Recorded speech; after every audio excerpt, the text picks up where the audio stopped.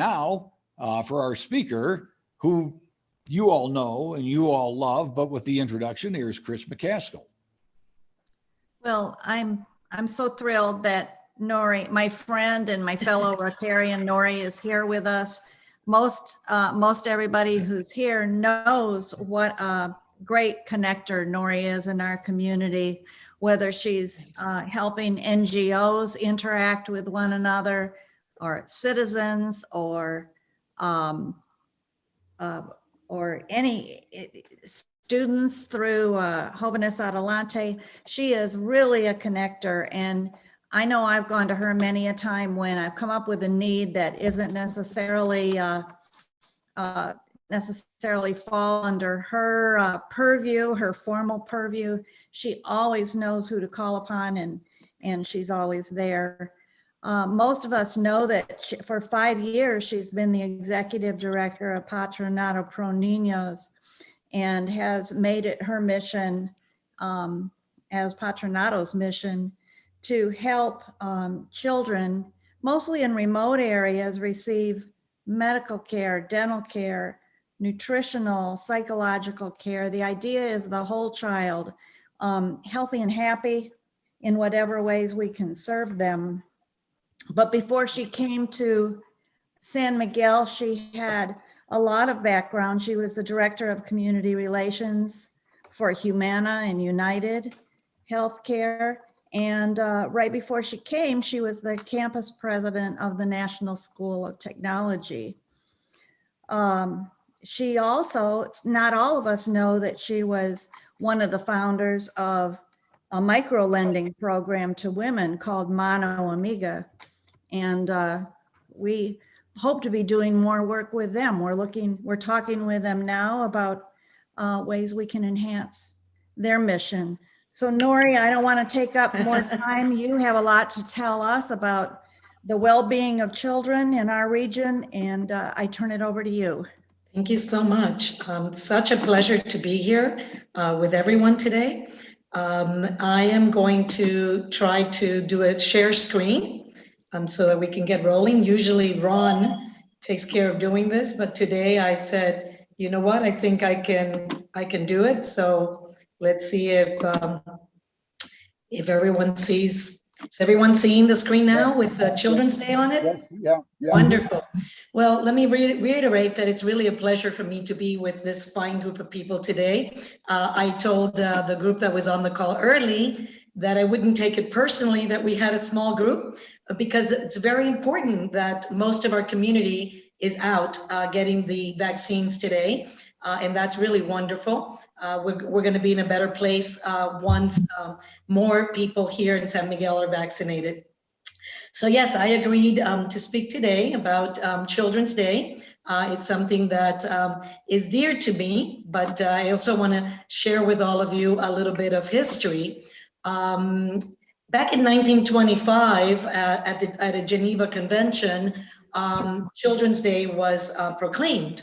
But more importantly, there was a focus since 1950 to make sure that children's rights were going to be given to them, and that we were going to have a clear and defined mission with regard to children's well-being all over the world. In many countries, including communist countries, and I know this because I come from Cuba, and that's still a communist country. There is a Children's Day, and it's in June, which is very interesting. And of course, all over the world, the day might be celebrated in different dates. The United Nations have recommended for Children's Day to be celebrated November 20th. But here in Mexico, that is a conflict. This is our Revolution Day. And so they started kind of trying to figure out what day would be a good day. And finally, they came up with April 30th. Now, we at Patronato tried to celebrate the entire month of April as Children's Day. Of course, coming May, we have a couple of holidays that also interfere. And so again, April was chosen as the day to celebrate, April 30th. Now, In Mexico, Children's Day is a very, very important day. It's not just fun and games. There's a huge emphasis that is given to celebrating children's, the importance of them in society. So sometimes they're given assignments to help us learn about them and about what their wishes for the future are. It's also a wonderful, wonderful time to show children that you appreciate them. So children have come to kind of expect or at least, look forward to receiving gifts on Children's Day. So it's like a little second mini Tres Reyes Magos or Magic King's Day. And so in 2019 at Patronato, we obviously celebrated in a big, big way. Now for 2 years, unfortunately, we have not been able to really, honor the children the way they deserve. And so we're looking forward to doing something very intimate on this Children's Day, which will be the last Friday of the month of April. This little guy you see here in the photograph is one of our special children. His name is Eddie, and he's a Down syndrome child. And so even with children like Eddie, when Children's Day comes, they don't get to skip school. Teachers organize very specific activities for them during this day so that they realize that they are part of the future, that they are able to share the favorite things about themselves and about their favorite foods and many, many other things with others at school. And again, we hope to do something, at least in a very reduced manner at Patronato. But what was so important about this Geneva Convention and the commemoration of Children's Day was the rights that were given to children. And here in Mexico, there are 20 rights that are very specific. Each of these rights, of course, goes along with a very lengthy explanation of how we can all participate in them. And for us, particularly at Patronato, number 6, right here, the right to live in conditions of well-being and to a healthy, integral development is something that we take very, very seriously. Integral development of the child is not just his health care, but it's also him having proper nutrition, the child also having the opportunity to have mental stability, whether that is through psychological evaluations and or counseling, and sometimes even the need for psychiatric care. One of the things that is very interesting in working with families and children is that sometimes people don't realize that these little beings are just like an adult, except their problems are a little different and they require our help to make sure that they receive the protection and all of the rights that they deserve. So for example, when I told someone one day that at Patronato, we work with a thanatologist for sometimes end of life for a child, they were pretty taken back by that. But this is a reality that we live with the types of situations that we might encounter with a child's health care, which could include a very serious illness. And so we do take all of these rights very, very seriously. The right to education, even the right to rest and recreation. These are freedoms that have been, basically given to the children, and that none of us should take lightly, and that it's very, very important that we play a role in this.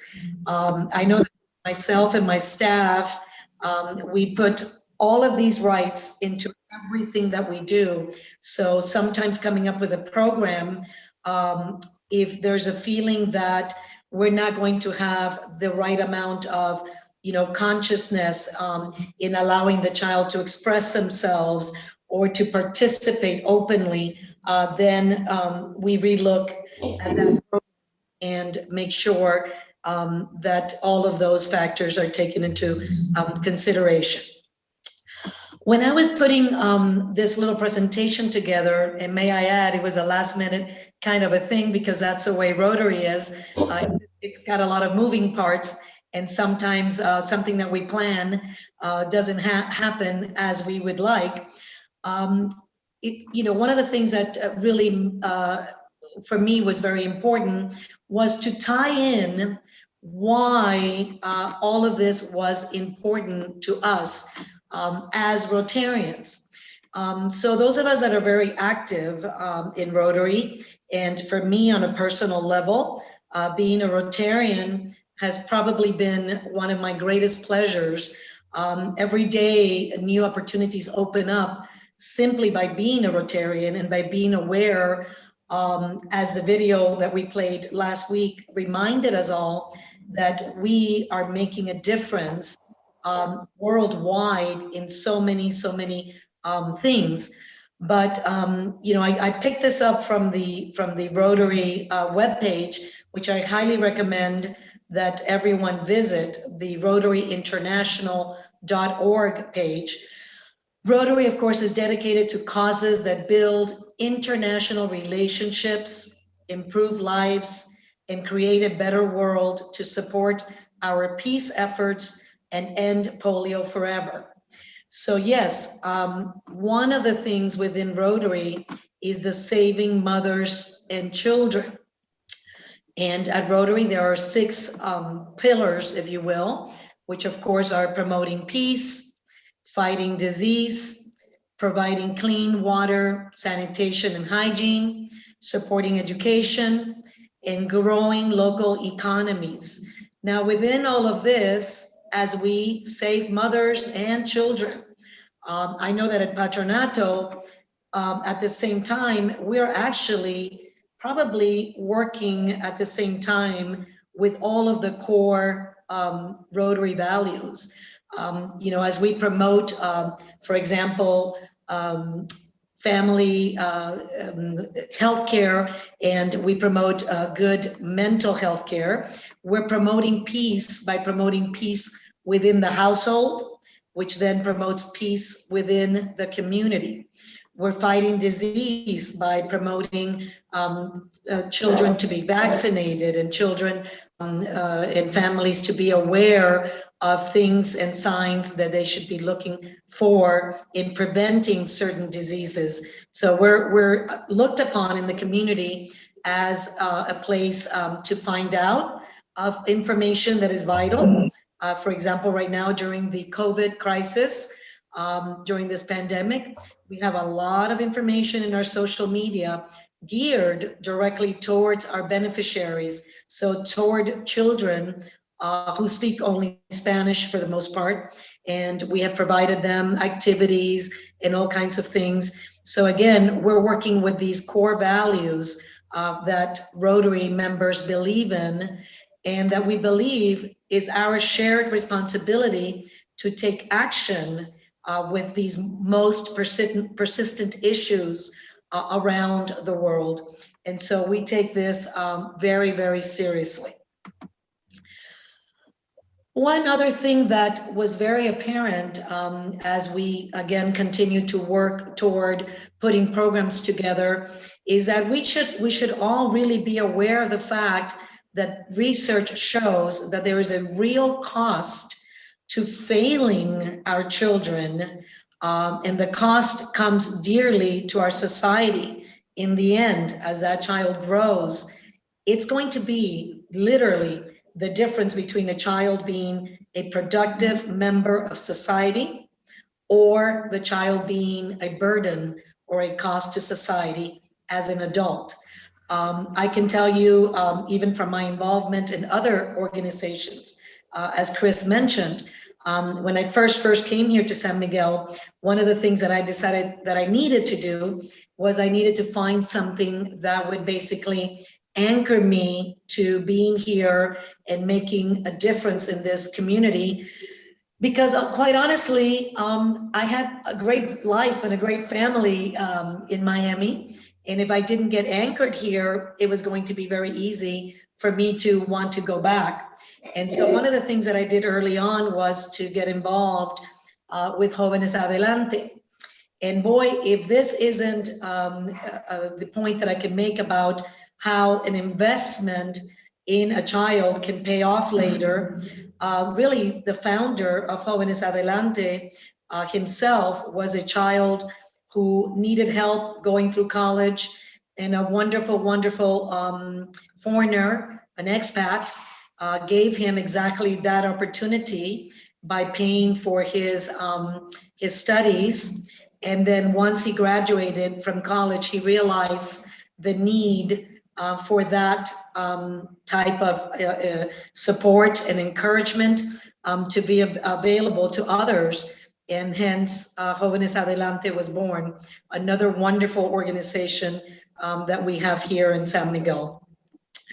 So I wanted to particularly speak a little bit about the impact that each of us can have in the children of this community, so that you can all feel empowered to do something. You know, I can tell you that I can share a little story with you that one day, you know, at Patronato, we see thousands of children every single day. One day, I did have a little moment where I felt a little powerless, and I felt like we might be losing the battle. And I was telling my assistant back then, Christina, who's now our operations director, I was telling her, gee, I don't know if we're really making enough of a difference. I just don't know. And in comes this child who we had been seeing for about a year. And during that year, this child had been receiving care for leukemia. And when she started the care with us, she could not walk. And all of a sudden, she comes into my office running and says to me, Mira, look, abuelita, grandma, I can walk. So I start getting very teary-eyed and I start kind of crying. And I guess in her little 5-year-old mind, she figured, well, I'm just not impressing this woman. So then she starts to run from one side of my office to the other. And she, no, look, I can run. To which, of course, I started bawling. And so that day I realized that all we need to make sure of is that we at least were making a difference in the life of one child. So yes, we strive every year to do the very best we can and to see the thousands and thousands of children that do need our help. But obviously, sometimes we are, you know, affected by the different factors. For those of you that might not know, we do have an interdisciplinary type of approach to helping children. And that is that we first do a full medical examination. We then do a dental examination. We, of course, refer the child to nutrition if needed. We have a nutritionist on board.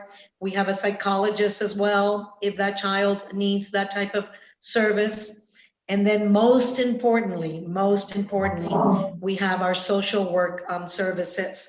And this is an area that a lot of institutions that see whether they be adults or children on a medical or dental basis don't really bring into the equation, but we do, because many times that social work will be the connector to getting that child and his family, his or her family, the many other services that they might need to really make a difference in that family's life.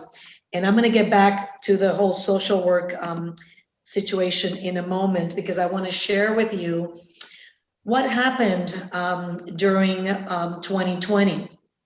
So in 2019, we were really on board, and my numbers here are all of the yellows are the 2019 numbers.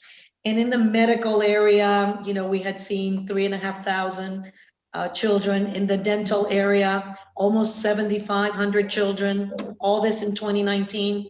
In nutrition, we were at about 990 something. In psychology, we were up there as well. And in social work, we had seen about 1,500 children in 2019. All of a sudden, the pandemic comes and we are forced with the sad reality of having to close down our clinic and stop the mobile medical units from going out into the community. And so you see how the numbers were impacted in 2020. Everything was impacted negatively by that, except right here in social work. And so miraculously, and thanks to technology, we were able to continue communicating on a daily basis through WhatsApp, through telephone, through Zoom, through Skype, through many other applications, through FaceTime, through Facebook, through Instagram. We were able to communicate with families and the needs that they had for those children. So literally in 2020, we saw a huge surge of cases that ranged anywhere between children who had epileptic medical needs to children whose now mental health was affected and the family's overall well-being was affected by the pandemic. Also, of course, a huge need in children needing food. Food was a big issue. And as many of you know, we were part of the group that was formed here in the community called Corazones Unidos. And it was basically an umbrella group that was created by all of the NGOs working together to provide that much needed service of these children and families having the food that they needed. So you see the big surge that we had in the social work area. We then created a program because we wanted to make sure that no child was left behind. And we also wanted to make sure that everyone in our community felt empowered enough excuse me, to make a difference, at least in the life of one child. Truly, that's all it takes. So if we see the problem every day, yes, absolutely. There are thousands and thousands of children here in San Miguel that need our help. Many times I'm talking to people in the States or in Canada or even throughout Mexico, and they ask me, but you saw at Patronato almost 10,000 children last year. Was that all over Mexico? And basically when I say, no, believe it or not, that was only in our little municipality of San Miguel de Allende, Mexico, Guanajuato, they truly can't believe it. Well, my friends, the truth is that according to the census here, the children who have a poverty level that qualify for the services we provide are in excess of 50,000 children.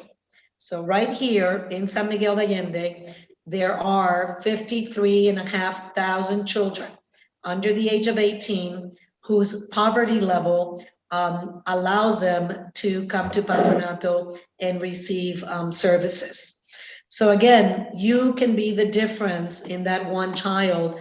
You know, symbolically, you can be what we call madrina or padrino, which is basically Spanish for godmother or godfather, or fairy godmother or fairy godfather, however you'd like to think about that. We have many, many ways in which you can help. Of course, we have a big online presence. We have a phone number. We have email. You can, of course, follow us on social media. You can see the kind of work that we are doing. You can be a madrina, padrino, and donate on a monthly basis, which is very, very easy to do. It just comes right off your bank account or your credit card, and you don't even know that it's happening. And for a mere $30 a month, you can make that difference in that one child's life, and you can help cure a child of cancer.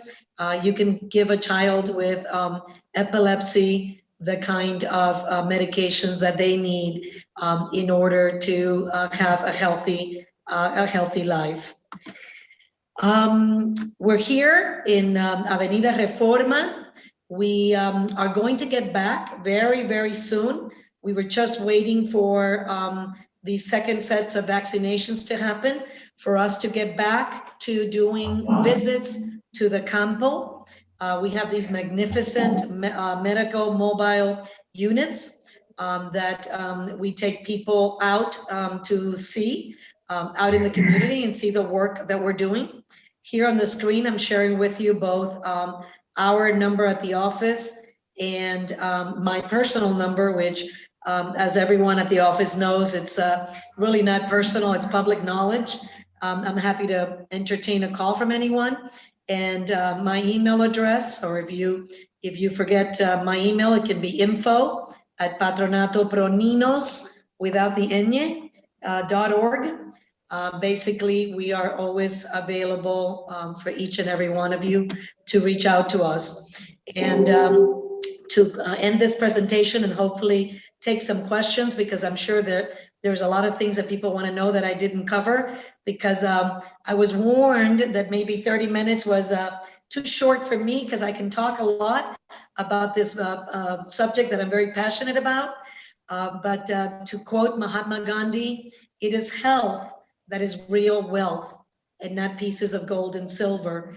And this beautiful young girl here on the screen that you see there with me is Fatima, and she's the little girl that we are personally responsible for curing her leukemia situation a couple of years ago. And now she's beautiful and healthy, and we're all very, very proud of that.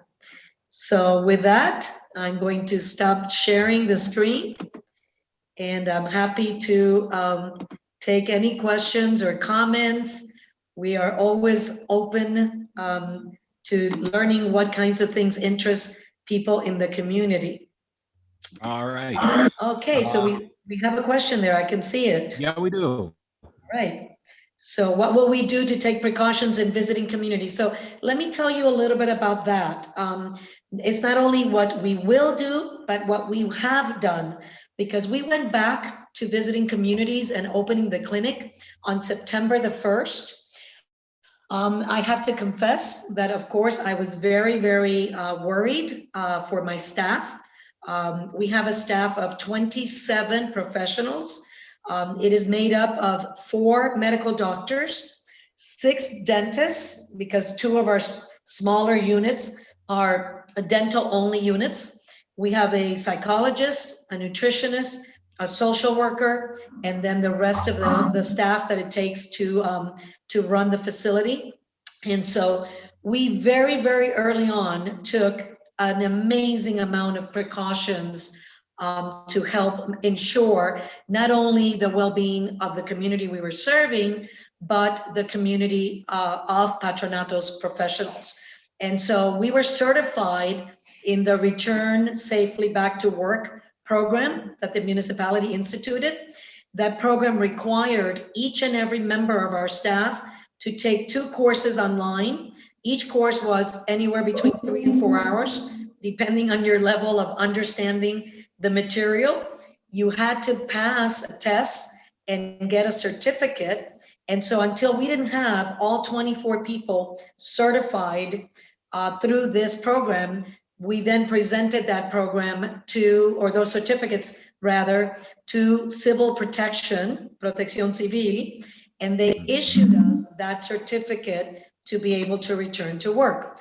So one of the things that we have done is we've teamed up with very important other groups like Chris McCaskill's Masks for You, which openly and very generously donated masks to everyone and anyone that needed them, so that we could ensure that people understood that this was a collective effort and that everyone needed to be safe and wear a mask. Otherwise, services would not be offered.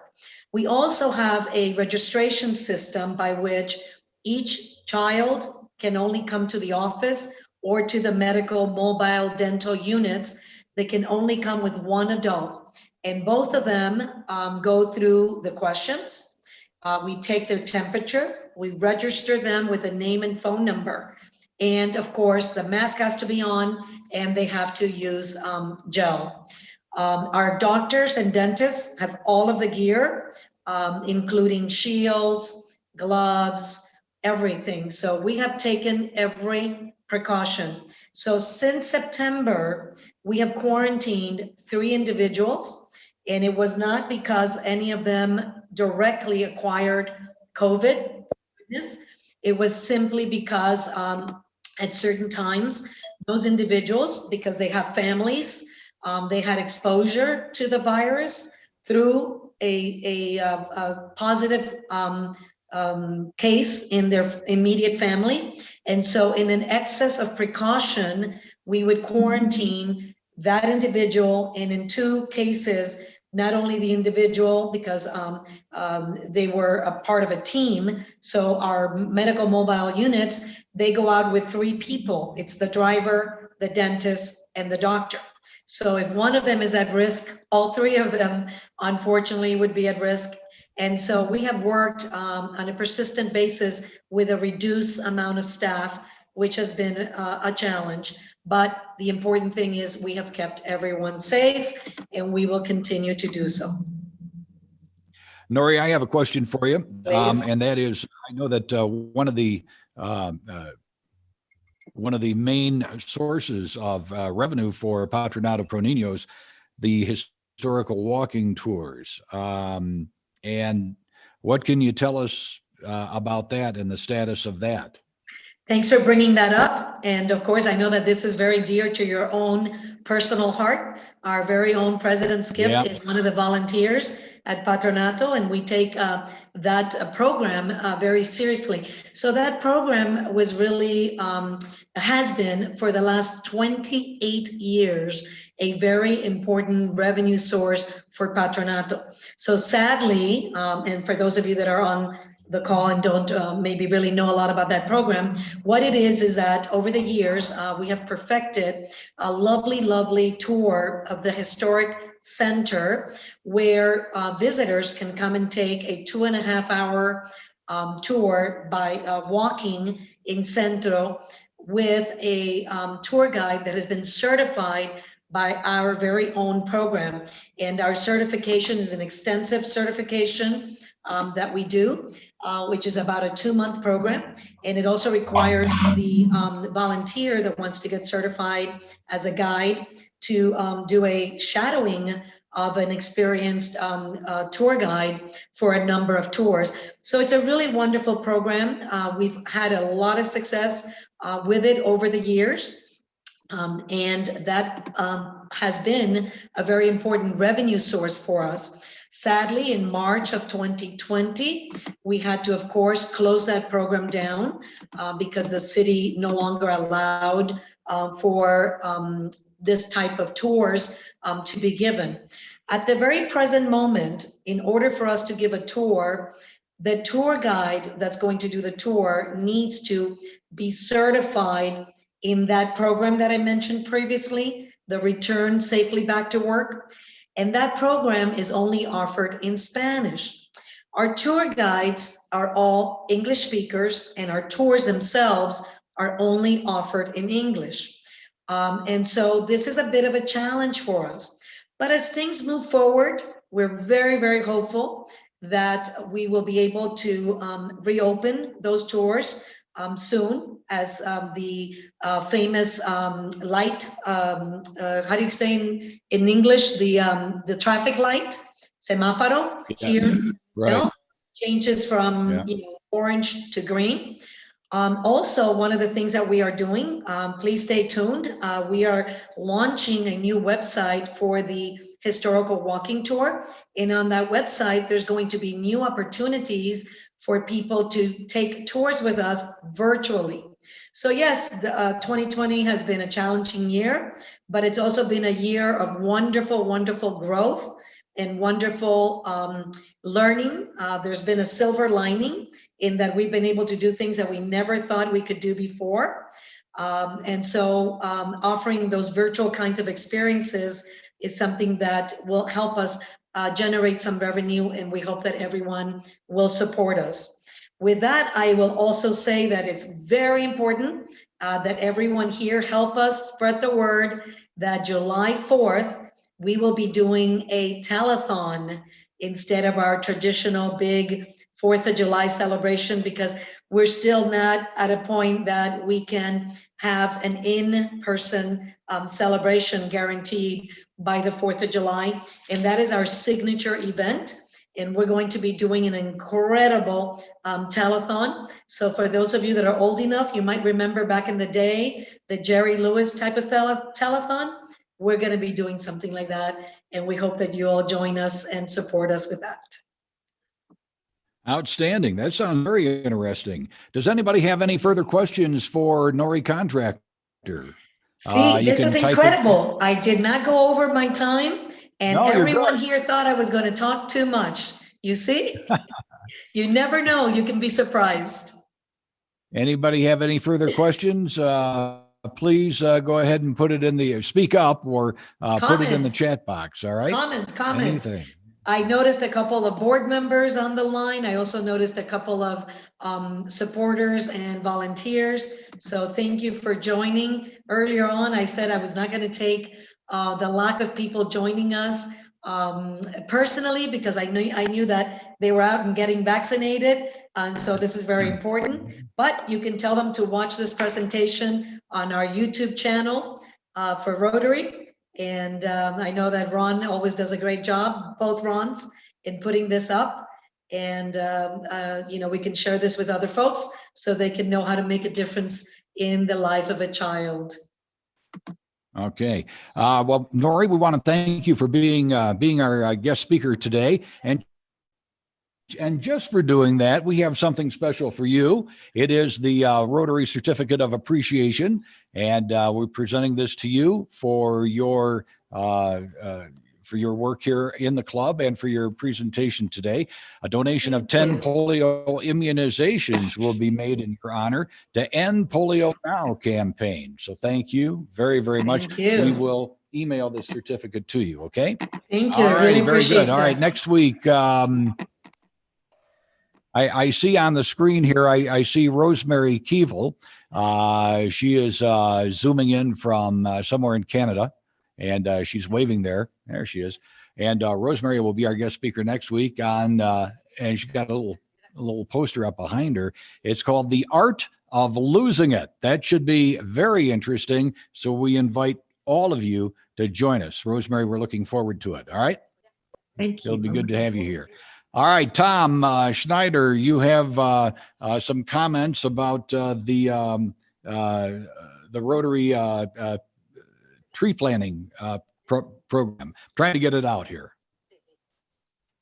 Really, it's Fred that should be talking, not me. I'm just kind of a technical help, but Fred's there, and we're, as Fred just said, that we're kind of holding back because of our orange rating and thinking about how we can best do that. So Fred, you got anything for us? Well, it's my intention to hit you all up for money. I would expect all members to at least be willing to purchase a tree.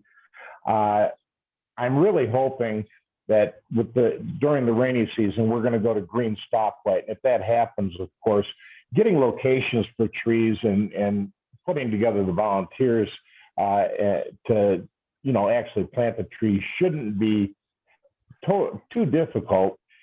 But if we're an orange stoplight, we're just going to have a hard time working this out. So we're sort of on a little bit of a wait and see, but I'm going to come up with a clearer and better way to proceed as soon as I can. Thanks. All right, real good. Thank you, Fred. Thank you, Tom. And Gary Peterson. Gary, can you hear me okay? How about an update from on the scene. Okay. And this is our live reporter on the scene in a vaccination line. Well, I'm still here. We've moved about Okay, so gracias. 20 meters since Yeah. we signed on with this show. Here is the line in front of us. And here is the line behind us that wraps around all the way to Mejitito. So we got a lot of people in line. It's really slowed down, but we're going to get our vaccination. Oh, you're pretty sure you're going to get it, right? Oh yeah. Good. We're so far in front of the line compared to how long this line is, so we have no problem. All right. Real And we good. brought Thank you, and we Gary. and we brought our lunch. That's good. Gary has been there since 5:45 this morning. So I hope that it's phone gonna be a battery long holds day, out. but- Oh no, But iPhone 12 battery lasts forever. all right. Okay, good. Well, Gary, thanks a lot for the update from out there. I'm glad you and Marilyn are getting your shots. I know that a lot of our Rotarians are in other lines throughout town trying to get their shots as well. Up after this meeting will be our Community Projects Committee meeting. And with that, this meeting is adjourned.